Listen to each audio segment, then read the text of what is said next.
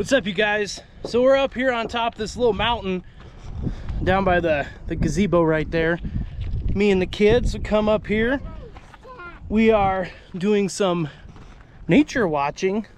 Got my big, hey, don't drop that, kid. Yeah, way to just smash my really expensive glass. But it's Nikon, so it doesn't hurt it. Whoa.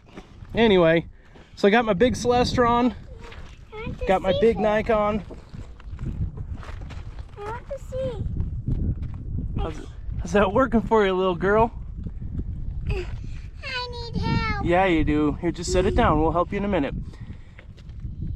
I'm using my crappy little GoPro tripod for it, which usually works for a GoPro because they're nice and lightweight. But big, heavy glass like that doesn't work so great for. But yeah, let's talk about long-range surveillance. I mean, nature watching real quick. These are my big Celestrons, my 15 by 70, and they do really great. Man, if you want to look at the moon or other celestial bodies, they do a real good job. And for long, I got it. For long duration watching, they're really nice because it's 2 lenses. They're lightweight, and you can carry them around. This big guy, on the other hand, look at that glass. Freaking high-speed glass. This is a lot more powerful and lets you see way out there. But it's a single eye objective, so you get eye strain looking at it too long. I got a nice ghillie suit. I got some ARD anti-reflective devices that go on the end of these lenses, so I can do some pretty deep cover observation of wildlife, that is. Deep cover observation of wildlife. Nothing creepy, don't worry about that. No creepiness involved here. But beautiful views, a bit hazy. The girls are having fun. Daddy, I need to go potty. Of course she does.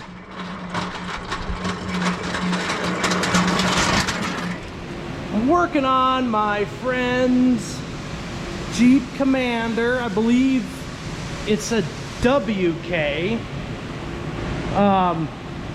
She needs all new shocks and struts all the way around. You can tell that it needs shocks and struts. Look at these struts. You can see the oil up there. The seals are completely blown out. All the oil residue all around, all 4 corners are the same. Also, look at that. That CV shaft is going bye-bye.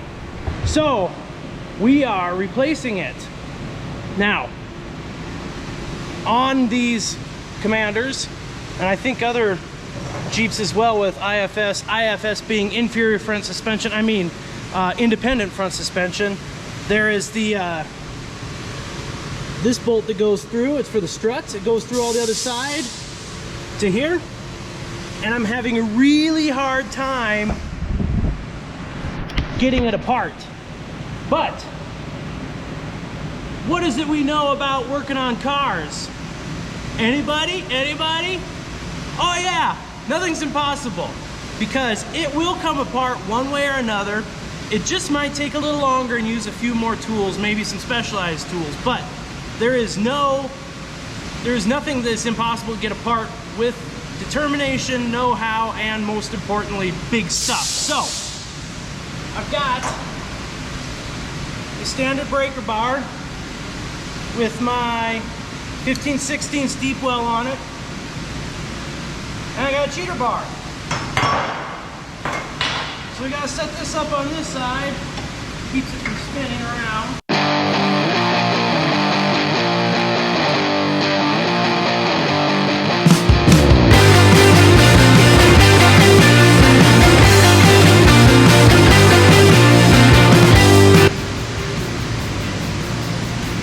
Pretty rusted. That's why she fought so hard. We'll clean it up with the wire wheel and make sure to put plenty of anti-seize when we put her back together. So from here, You gotta undo this ball joint, and this ball joint, and right here, the lower one. This whole unit should drop aside. I've already disconnected the ABS sensor. This whole sucker should drop off, and the CV shaft should pull out, and then we can do the strut.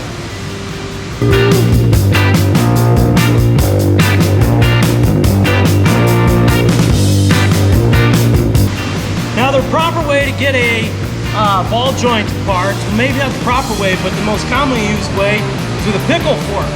But a pickle fork, I run the risk of destroying the rubber boots.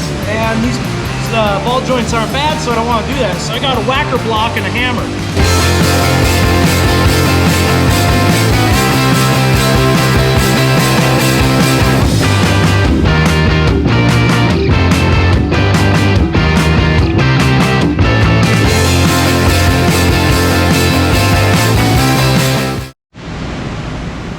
Hello from the struggle bus.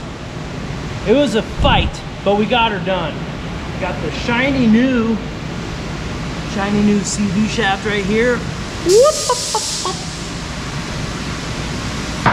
And the nasty old smushy.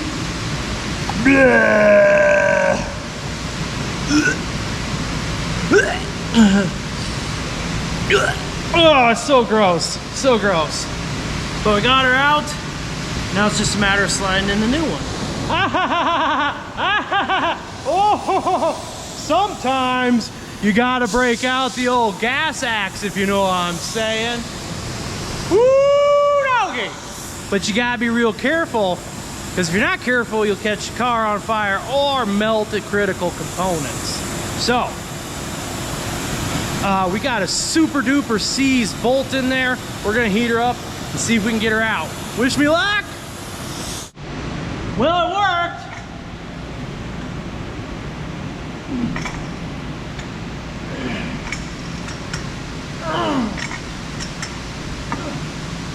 It's coming now. All right, you guys. It is about 10 till 0 hour. It's late. I'm tired. But I succeeded. Both front struts have been replaced. Both rear shocks and the front passenger side CV shaft. In the course of operation, I also determined that the driver's side lower ball joint needs replaced. It's pretty toast, but that's for another time. Anyway, here's the carnage pile. Look how greasy these struts are. They're both blown.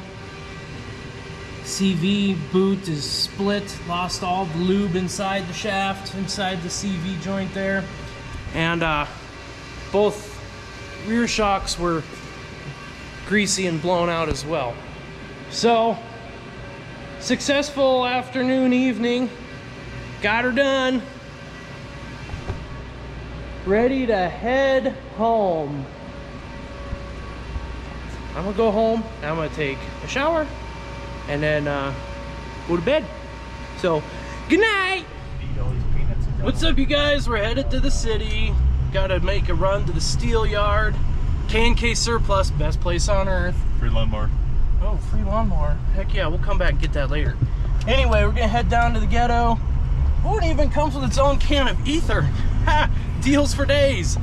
So I got a bunch of guest appearances on the show. Heck yeah. We'll keep you updated. We'll see what kind of mischief we can get into. And by mischief, I mean overpaying for steel we don't necessarily need, but might need. That's the problem with going to a surplus yard, is you find cool stuff and you got great ideas and you bring it home and your wife yells at you and calls you a hoarder. So I'll keep you posted. You said you got 550. Here we are, K&K Surplus. Greatest place on the earth. So all of this is all the surplus, and then if you want an actual stick of something real, it's all over there. So you always look through here first to see if you can find what you need first over here before you head over and pay full price.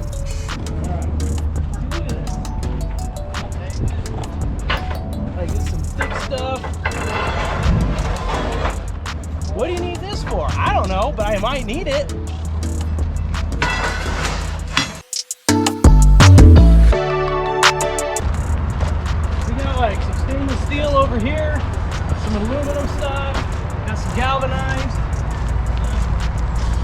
hydraulic motors, gear reducers, gear drives. Some real estate signs. Some old air compressors. We've got random pumps. Well, this is a bit fuller than last time I was in here. But there's still good stuff you can rummage through and find in here. This is someone's garage. I don't know what's going on. Got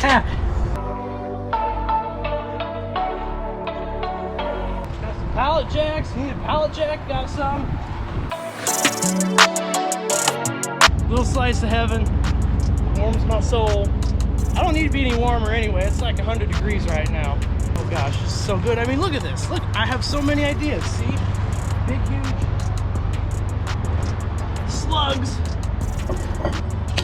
Steel. I mean, you could do 1,000 things with that. Oh, look at this.